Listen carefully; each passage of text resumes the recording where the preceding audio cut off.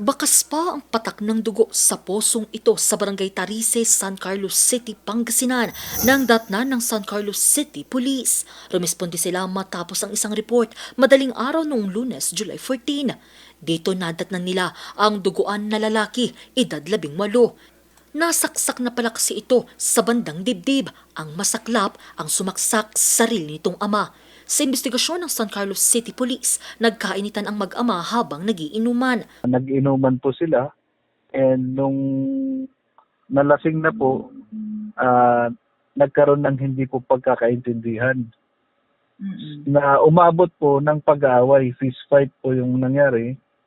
Then nung medyo humupa konti, itong ama, nagkaroon po ng chance para kumuha po ng kutsilyo. Na-recover sa crime scene ang ginamit na kitchen knife habang isinugod sa ospital ang biktima na ngayon nagpapagaling na.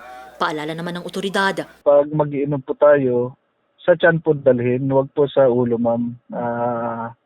Yung alak po is pampakalma, pang-relax po paminsan-minsan, pero po pag nasobrahan, is eto nga po yung pwedeng mangyari. Sa ngayon, nasa kustodiya na ng San Carlos City PNP ang 44 anyos na ama ng biktima na mahaharap sa kasong frustrated parricide.